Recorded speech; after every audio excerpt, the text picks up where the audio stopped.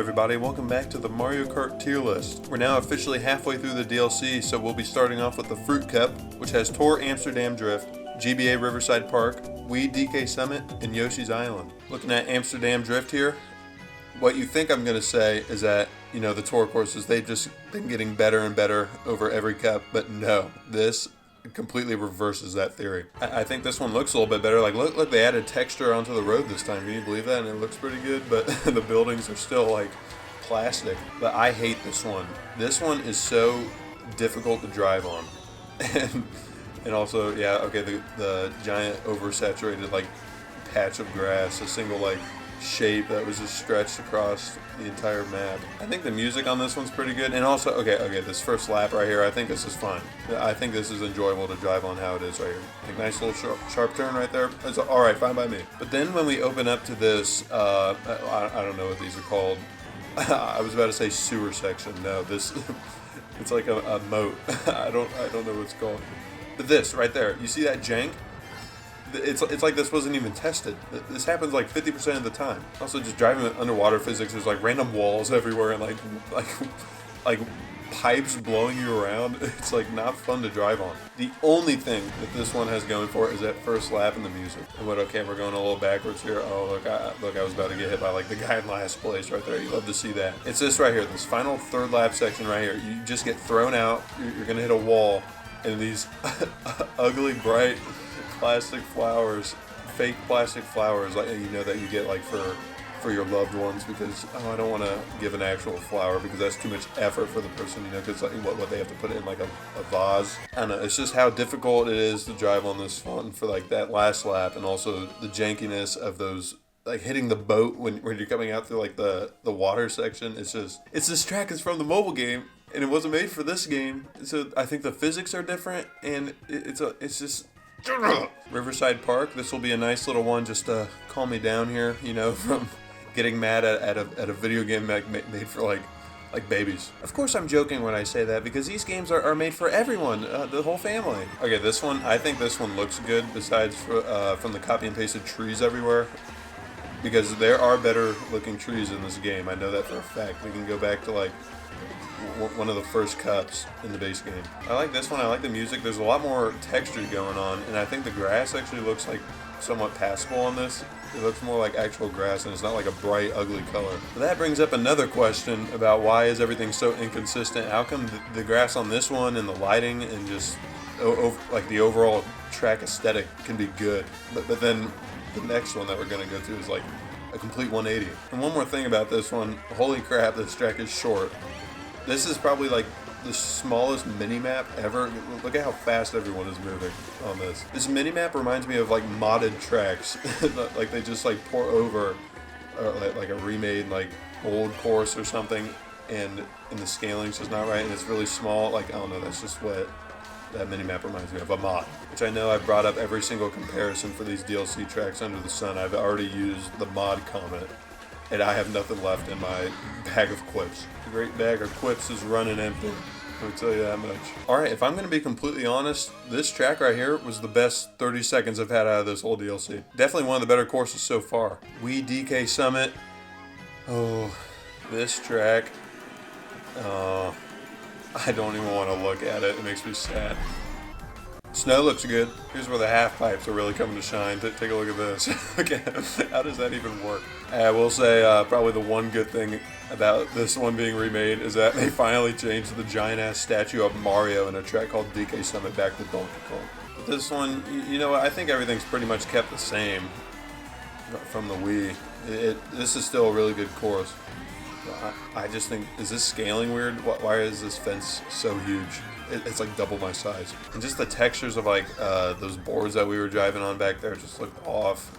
But I mean, other than that, this one's alright. Oh, here, I can talk about this, the mountains in the back. You see those mountains out there? Like, they look fine, passable, I'd say, but there's a track already like this. Mount Wario has like really good looking realistic mountain models. So why are those not used when they already have something that they can pull from? And that could also be a thing like interconnectivity of the world or something. And look at this stupid chick. I hate these half pipes. I would love the half pipes if they were like made for this game. and they actually worked half the time, but they don't. You know, I just don't even give a shit. I want to try and break these. Don't make me eat my words right now. Okay. I'll break them, I promise. I don't know, it's just, the half pipes feel a lot more floaty than compared to how it was on the Wii. Either way, most of the time, if you're going for a half pipe, it's taking you just out of the way when it's easier just to take the corner. This one's just kind of mediocre. That's kind of the feeling I was getting on this one. Shoulda, coulda, woulda been better, but you already know the drill. And finally, we got Yoshi's Island. What is it, our fourth tour course imposter, trying to play it off as an original course. You hear that? They changed the sound effect. It's like the most amount of effort that's been done so far in this DLC. But you know what? I think this is the one course in this DLC that actually benefits from the oversaturated colors, because it's Yoshi's Island, you know, everything's supposed to be cute and happy and fun.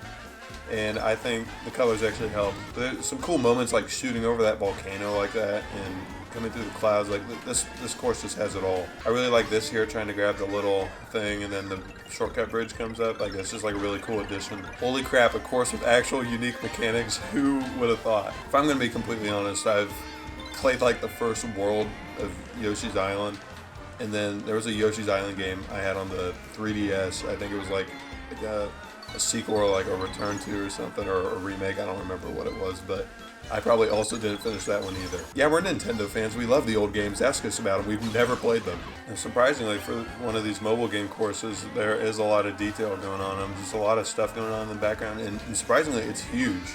Like the scaling on this one, this isn't the usual scaling problem. Like some things are so much bigger than others. It's like you're on a giant ass island. And I love that. Yeah, and they also changed the coins similarly to the Hyrule Circuit one. Change it to like rubies. I don't think these coins change in any other course other than those two. That's probably wrong. I feel like I'm forgetting one.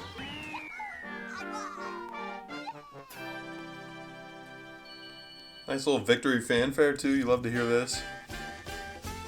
Oh yeah, really gets you in the Yoshi's Island mood. Now this is probably one of the best ones so far. This is like a contender, like, I'd put this on the same tier as Ninja Hideaway. Here we are back on the beautiful giant Mario Kart tier list. You know, we love to see this. We're gonna start off with Tour Amsterdam Drift.